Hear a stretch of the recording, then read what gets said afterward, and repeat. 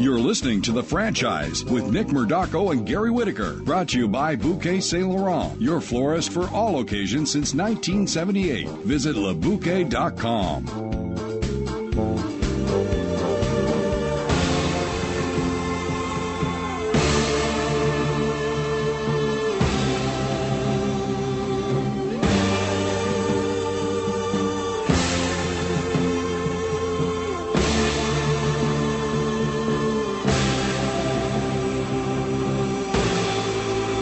In a white room with black curtains near the station. 9:34 TSN 990 time. Welcome back, everyone.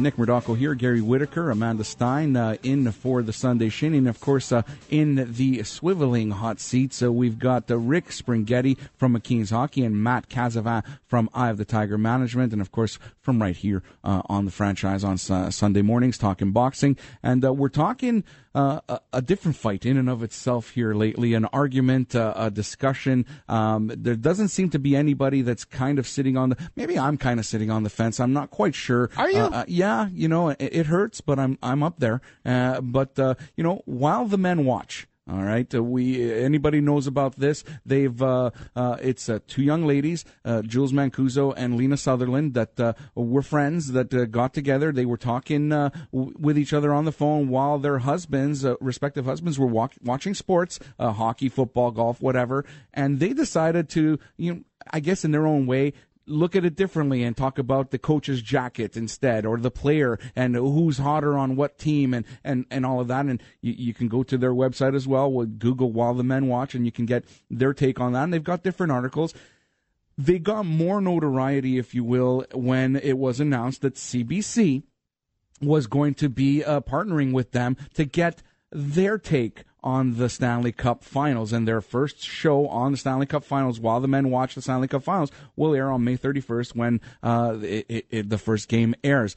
Now, some people lost their minds. Well, yeah, and more importantly, because CBC actually approached them, as Alina talked about on our show yesterday, approached them because they were looking for new and innovative, ways to talk about the hockey and the broadcast. So it's interesting that it's our taxpayers' dollars that are going towards what people are finding a very sexist, controversial topic. And we'll get to that because I want to know where the wrath should be more directed to. Should it be to these ladies for coming up with this idea, or should it be to the CBC, or should it be both at this point? And I want to clarify. When I say people lost their minds, I'm saying on both sides, okay? Because people have chosen to choose a side, and regardless of the other person's point, because I'm having fun up here on the fence, looking at both sides volley, and no, you're stupid for thinking that. Oh no, anybody who thinks that is a Neanderthal, and you should get with the times. Yes, they're passionately debating their own points. Yeah, my question, dear panel, are you, and we've got Amanda and we've got the boys here, so I want to give equal timing here. Are you offended by what these ladies are doing? And it'll be interesting to see if I've got the men on one side or the ladies on the other side. Let's start with ladies first. Miss Amanda Stein. I know that you have some strong feelings about this. I do. While the men watch, when they're on my couch or if I'm at a bar with them, I'm explaining to them sometimes what's going on and why certain things happen. I think not necessarily that I don't like what they're doing. I find it kind of annoying, but that's just me personally, and everyone's going to have their own opinions because everyone has their preference.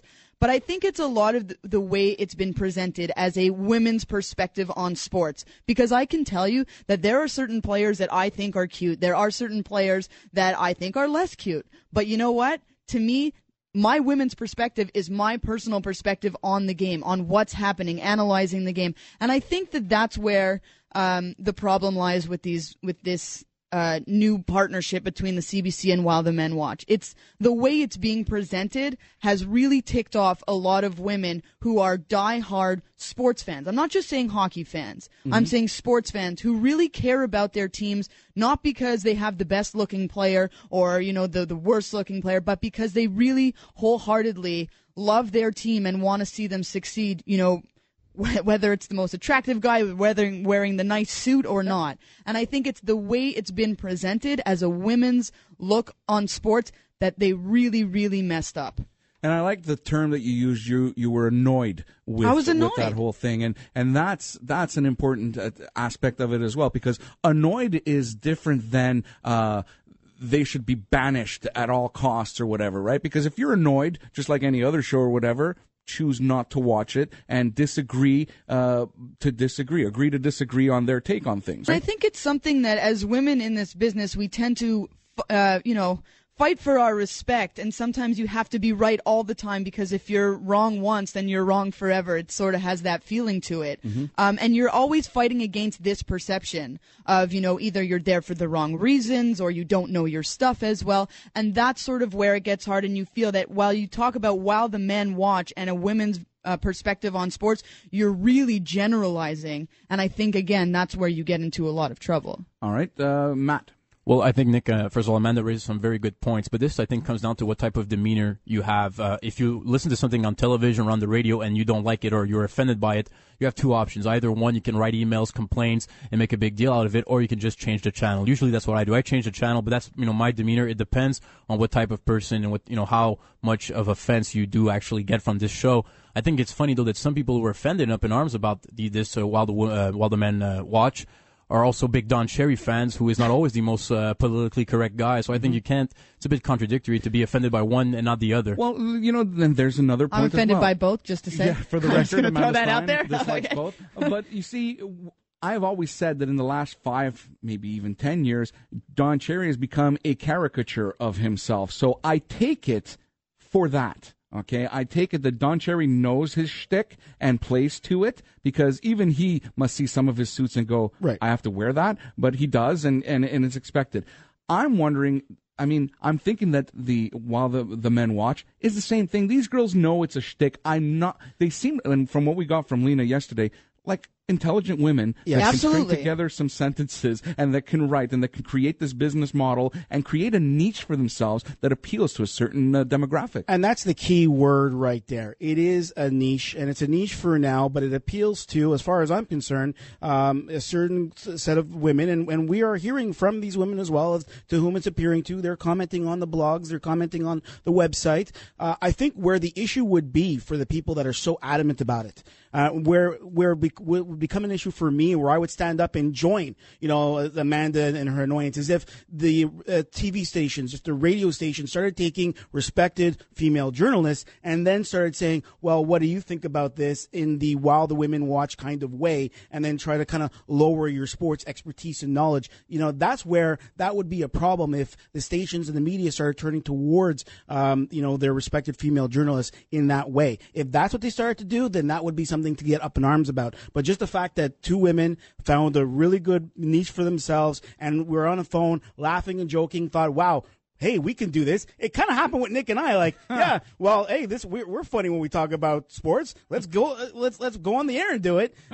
It's the same. It's the same type of thing. Yeah, and here we are, almost 3 years later, still doing it. So, and a lot of people probably hate us. Some people don't like all our jokes about the fact of how overweight we are, but they just don't like the fact that we're overweight. That's a different story. But you're commenting on each other too, which I think is different. And Rick, you wanted to say something? Yes, go ahead. Rick. Yeah, sorry. What I want to say is, I think I've never watched the show. It's not something that attracts me. I'll be very honest with you. I didn't even know it existed till the CBC brought it. To the forefront. My point of view is that if people are looking at this as if some people are saying that this show is not very good because people are going to look at women a certain way, I have an issue with that, because I think if you're looking if somebody is looking at that, I think they have a problem, in the sense that if you're looking at this show as saying, well, you see, that's the way women watch sports, you're going to probably look for any reason to criticize women in sports that are way too silly. Mm-hmm. So if you're looking for the effects, I think it would fall more on the person who's watching it, that they are the problem more than the actual show is. Listen, it doesn't offend me. I think it's just silly and not really interesting to me. Keeping in the same vein of caricatures and that, I love shows like Married with Children. I love shows like Family Guy, which show no family values, which show no respect one towards the other. They show nothing that I would want my kids necessarily to watch. but I take it for entertainment, and that I don't think that the actors really feel that way. But they're not on CBC, and that's the key issue, I think. The big difference, this would be a complete non-issue if it wasn't for the CBC and the fact that technically it's taxpayers, going into the show, and they should have a voice. And if it wasn't for that factor, I think this would be a lot less of an issue, and that's the only reason why you should think about it. It would fly a little more under the radar. I absolutely agree with you. If it was on Fox as opposed to CBC. Yeah, and I understand that you don't have to listen if you don't want to listen. Okay, fine. But the fact that it's out there, it's being, advertised by a public broadcaster, that's sort of where you sort of run into a lot of issues. And I wonder for you guys, gentlemen in the room or listening, we talked a little bit about it yesterday with Lena. What if the tables were turned? Because I guarantee you that if it were two men sitting around commenting about a woman's sports and talking about their bodies, because that's what they do, these women, they talk about their bodies, they talk about their looks, I can guarantee you, first of all, that you'd got to be pretty stupid to we'd see a bunch to get involved. But I bet you the outcry, we say the outcry for this is loud, I bet you it would be even louder the other way around. I have a funny feeling that just seconds after the two males that tried to do that, you'd see a bunch of colored lines on the screen with a but so are they taking advantage of the double standard? Perhaps. Probably, but it doesn't make it right. I just think when you have so many different mediums that are catering to the female demographic, whether it be the magazines, Cosmo and all these other magazines, you have Gary knows the one. You have TV. Cosmo's a great magazine. Cosmo but that's the articles that they're putting in. So if they're putting in articles that are in other walks of life, these two women found a niche and they're doing it with sports. I really don't. So then, if you have an issue with this, and to me that's my opinion,